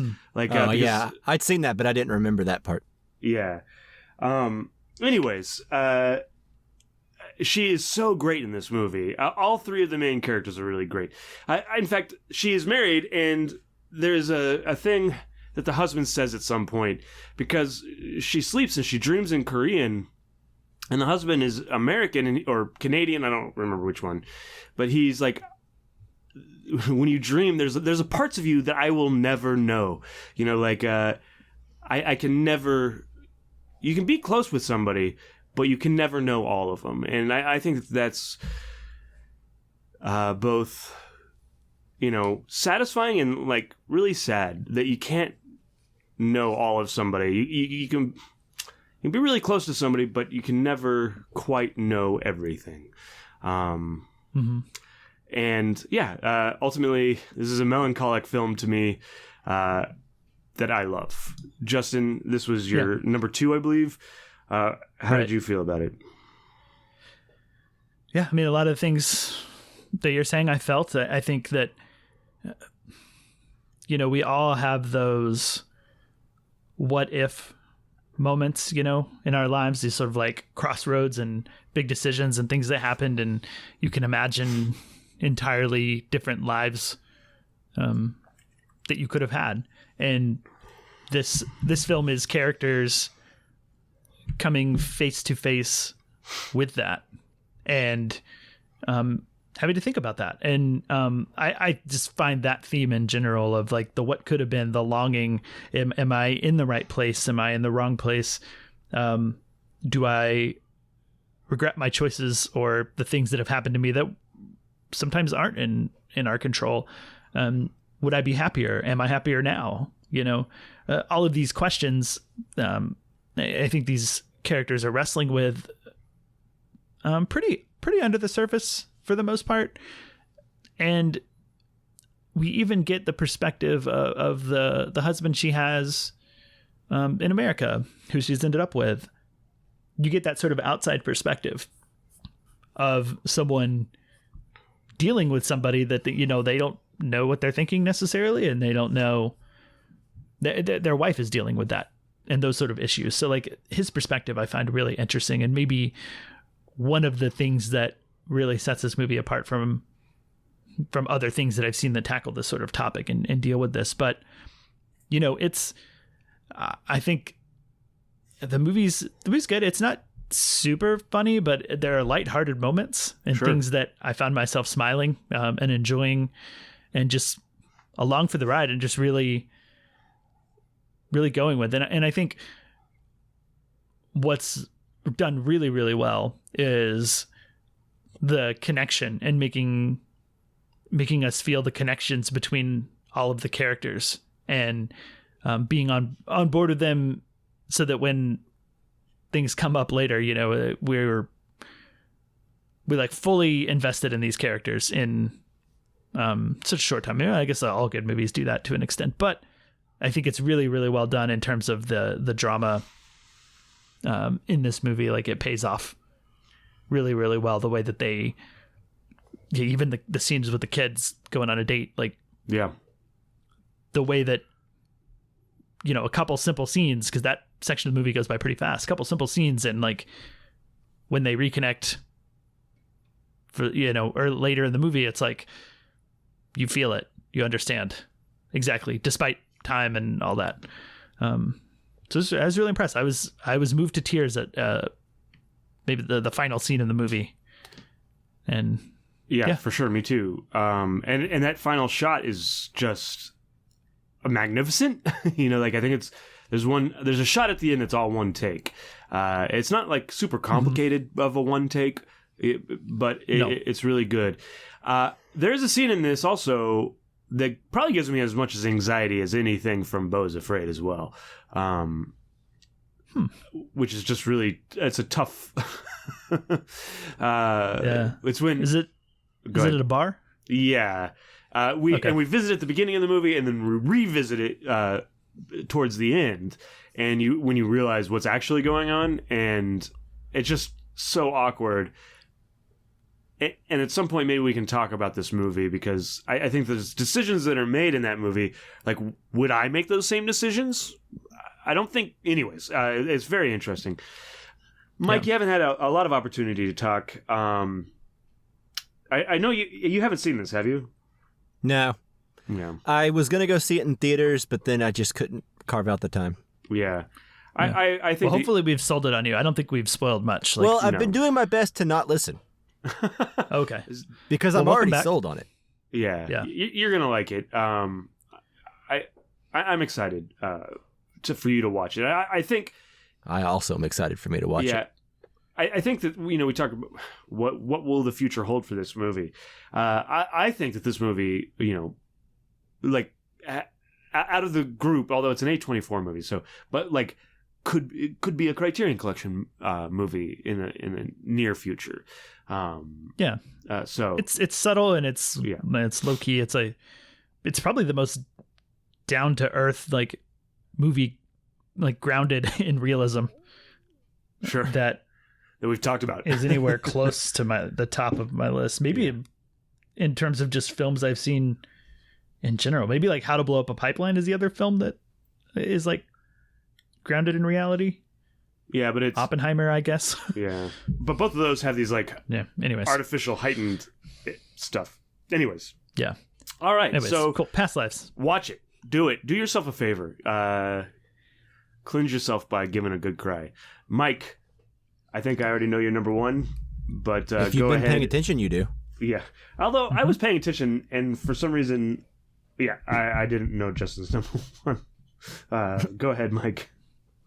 Okay, so my number one is a film that was mentioned earlier by Chris, I believe, and that is Oppenheimer.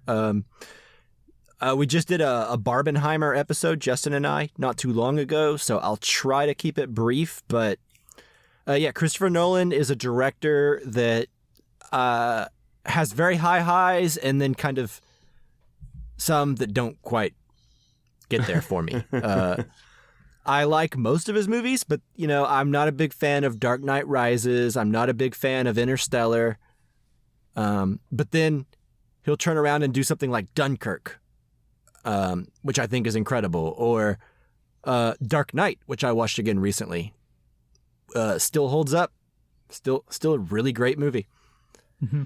And possibly even better after all this, after all the Marvel movies. Like, it's nice to go back to the Dark Knight and then see a director try to tackle it as realistically as possible.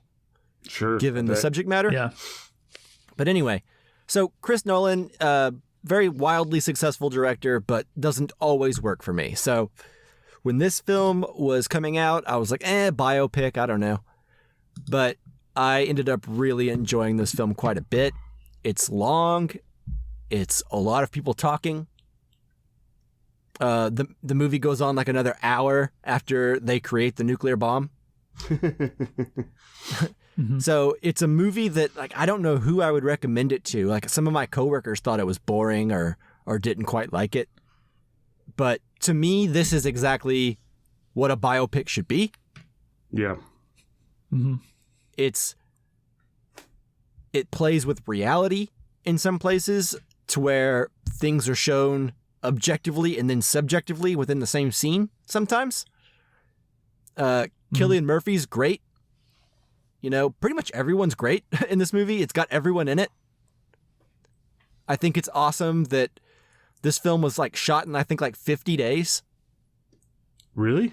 That's crazy. Yeah, I think like something like that. Like he had like $100 million to direct it, and he had to like cut 30 days off the shooting schedule so that they could have the budget to create real sets. Like the Los Alamos place and everything like that. Mm-hmm. Yeah. Was all created, and he had to sacrifice shooting schedule. So like they combined this to like a really intense, quick shoot. And it's just great. I don't know. I think it's a movie very much made for grown-ups, which I feel like I need to highlight because most of my movies on my top 5 so far have been kind of like franchise-based or comedy or kids movies or something like that, like really crowd-pleasing movies. And that's not usually what I gravitate towards. Usually I like the kind of cynical, dark movies that are very esoteric and I can't recommend to anybody. Yeah. Like I think one year in 2016, my number 1 movie was First Reformed. So sure, that's generally what I tend to gravitate towards. Feel bad cinema. I like movies that make me sad. But anyway, I think this movie's great. I think it kind of reignited my fear of the potential reality of a nuclear war coming in our future. Yeah. You know, it made me realize that, oh wow, nuclear bombs haven't even existed 100 years yet. Like we think the world has settled down and learned their lesson, but we're just in a respite. It's only a matter of time. You know, that's kind of like the things I left the theater thinking about. And then I went home and went down like a Wikipedia rabbit hole of reading about the real Oppenheimer and the real Teller, you know. And then all of a sudden you go back and you realize that like Benny Safdie is doing great work. He plays Teller like a crazy person. And you realize that if Teller had been in charge, how history would have been so different, you know, because like, he's like a madman. And Oppenheimer's kind of like measured in his approach to the whole thing. And then diving into the rabbit hole about the aftermath and how, you know, he was kind of shunned by the government because he started trying to encourage caution with the bomb, you know, and like how, you know, like how he realized that like he started getting scared once he realized that there's not going to be a weapon that's created that won't be used. Sure. And it kind of fits with this theme that kind of goes with his character throughout the movie and how he's characterized, which is that he'll do something incredibly dangerous and irresponsible, and then he'll feel bad about it later. But sometimes you can't take it back. He wants to see if he can do it, you know? Right. And, well, it's like he's like, I don't want to give anything away, but there's a sequence at the beginning of the movie where he does something really dangerous and stupid, and then feels bad about it later, runs back and kind of undoes and successfully diffuses the thing that he did that could have been horrible. Yeah. And that's kind of foreshadowing to later in the movie when you realize that, or when he realizes that this is something he can't take back. He can't throw the apple away, per se, once it's unleashed upon the world. And it plays with time, it plays with perspective. I love how the movie's from 2 different perspectives, like the color sequences are Oppenheimer and the black and white sequences are Strauss. And I don't know. I just think it's a complicated movie that doesn't hold your hand. It expects a lot of you. You know, don't go in there expecting the movie to like spell everything out for you or, like my coworkers said, have a point to it. It has a point, that's for sure. It does have a point, but the point is that I'm making is that the movie is very much made for grown-ups who want to pay attention and want to get... Yeah. I think you'll get out of it what you put in. Yeah. Here's a weird comparison. When when Magic Mike came out... Okay. I think a lot of people went to see it for like sexy Channing Tatum. Yeah. And my mom saw it, and she doesn't really go to the movies, doesn't watch things, but really movies very much. But she watched it, I think, exclusively for Channing Tatum. And she came back to me and told me that movie had no plot, which I found baffling because that movie had way more plot than I thought it would. Yeah. I was surprised at the amount of plot being thrown at me. That was the best thing about it. And I feel that way about like I imagine people could feel that way about Oppenheimer of like, yeah, nuclear explosions and they did them all for real. And like it comprises, I don't know, 5 minutes, if that. Yeah, if you're going to the movie for the explosions, you went for the wrong reasons and you misunderstood the movie. And Yeah. But I feel like that could happen if you're not sufficiently prepared for what the movie is, which I think you've done a wonderful job of anyone who hasn't seen it, preparing them. Yeah. I didn't get to talk, on the episode because I hadn't seen Oppenheimer yet at the time. I think we've all established that we are anti-biopic for the most part.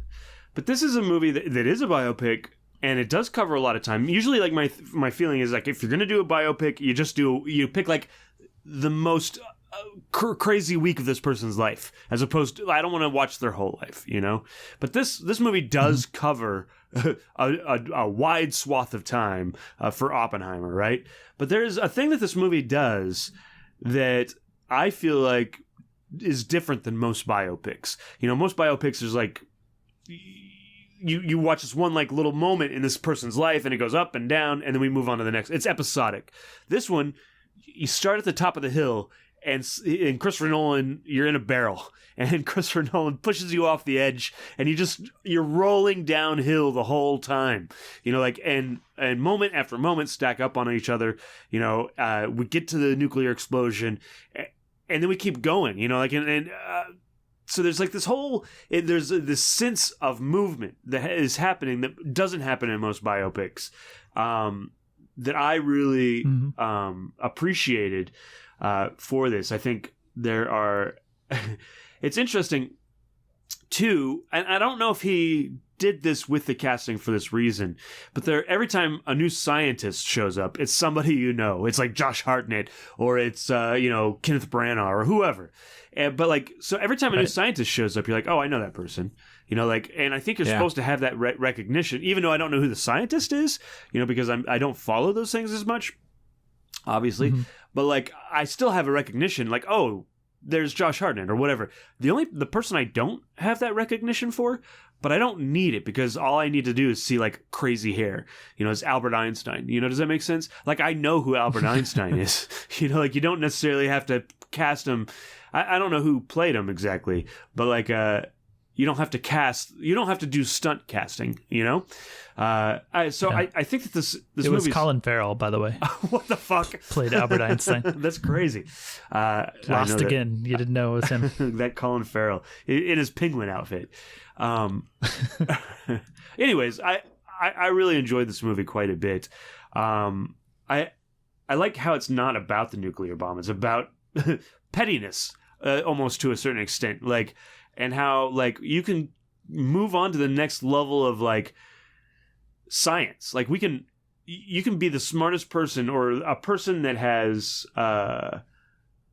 advanced humanity, for better or for worse, and yet you are still caught up in humanity and in pettiness. I find that really interesting. So I really enjoy this movie. Yesterday's hero is tomorrow's villain. Yes. Hey, I think. Okay. Go ahead. Yeah, you go ahead. Nolan's really interested in that, like with a Dark Knight and this movie. Anyways, oh yeah. I'm not going to say the phrase that gets overquoted now because of that movie, because I know Mike doesn't like it. Do it. No. Yeah. What? Okay. What quote? The like, if you've lived long enough to see yourself become the villain or whatever. Yeah, The Dark Knight has. I just gushed about how good it was later, but what it did to pop culture sucks. Because for a long time we get that like the hero we deserve but not what we need. Yeah. People use that a lot, and then anyway, live long enough to see yourself become I know the you've vocally complained about that on the podcast before. Yeah, well, it is annoying. What can I say? Yeah. It feels like what every dude bro who's seen like 3 movies in his whole life quotes because they think it's really profound. Yeah, exactly. Yeah, I wasn't gonna say it, but then you asked. Anyways, when I walked out of Oppenheimer, my friend who I saw it with made the comment that the whole movie kind of feels like a third act of a film, at least like in terms of editing. Yeah. And I think, I mostly agree with that, and I could see where they're coming from, right? And I think it's just one of those things that and maybe one of the greatest compliments I can pay the movie is that I don't feel the length at all. I didn't. I was just enthralled the whole time. In as we've said, a movie where people sit around talking for 98% of it. Yeah. And I think it's just edited wonderfully, the way that it doles out information and interweaves everything. And I think despite going through a large chunk of his life and covering a lot more space than we tend to advocate a biopic cover, I think the reason it works so well is the way that it's all intertwined and mixed, and the way that, like, when you see a part that happened earlier, it's informed by something you saw later in a way that, like, thematically feels very good. Yeah. That's a Nolan thing for you. It adds on, like, things that happened earlier in his life are informed by things that happened later, and we only get to see that through the magic of movies. Sure. Yeah. You know? If only they had Agreed. a cut where I didn't have to watch the sex. Yeah. Yeah. Yeah. Has anyone posted that and said, fixed it? I'm sure. I haven't seen that, no. But Like they did with Star Wars? I have seen people talking about, it's got sex in it. I don't want to watch it. Yeah. It's weird how so prudish grow people up, are. because it doesn't really have much sex in it. Yeah. But it has some, and for some people that's too much. We should switch out this and Beau is Afraid on their screening. And then just... Yeah. There'd be an atomic explosion except for it'd be their heads. The Oppenheimer, no sex cut. Just kidding. It's Beau is Afraid. Extra sex. Got you. It's the third act of Beau is Afraid. Good luck. Okay. Anyways. Yeah. Anyways, okay. I liked Oppenheimer a lot. Don't know if I actually said that, but I think it's really great. So Yeah. Yeah. It But didn't not make great my enough to list. crack your top 5. Yeah, I see how it is. No, but it's close. That's what I'll say. Okay. We actually only had one film that made all 3 of our lists. So not quite as much overlap as I thought. Yeah. Yeah. Anything else? Are we good? I think we're good. I'm excited now for the season that is upon us, because this is whenever, well, who knows what's going to happen with the strike now, but Dune's missing. Yeah. but I mean, Dune's still a major blockbuster movie. I'm looking forward to, like, the awards baity artsy movies. Yeah. The stuff we haven't even heard of yet. Yeah, the stuff that, like, its legs. it's going to come out in December and January and February probably. 22 days, guys, and Fantastic Fest happens, so I'll get to watch a bunch of weird-ass movies that hopefully have some sort of release this year. Sweet. Yeah. Hopefully. Cool. Well, if there's nothing else, does that do it for this episode? I think so. I agree. All right. Cool. Well, thank you so much, listener, for listening. As always, thanks Jake Wagner-Russell for doing our intro and outro music. If you want to hear more of his music, you can go to soundcloud.com/bobscotch. All right. Stay tuned to this channel. Like, subscribe, all that stuff. Our next episode will be a casually criterion on Mishima, A Life in 4 Chapters. Yay! Your boy, Paul Schrader. Yeah. Does he have a movie coming out this year? I feel like he does. He's been be pretty wrong. prolific the past few years. Yeah. I know he got done finishing up the trilogy, which I haven't seen the other 2 of. It's like First Reformed, The Card Counter, and The Master Gardener. Oh, yeah, I haven't seen The Master Gardener. I've seen The Card Counter, though. I haven't seen The Card Counter, but I'm probably going to watch both of those pretty soon so I can check out So The this Card thematic Counter, trilogy. Is it the Oscar Isaac one? Yeah, The Card Counter is. Okay. Yeah, I've seen that one. You have? Okay, cool. It's all right. It's not as good as First Reform, that's for sure. I 100% agree. Cool. All right. All right, guys. Thanks so much for listening. We really appreciate it. And we will talk to you next time. Yeah. Thanks for listening to our review of The Card Counter. Bye. Bye. Bup.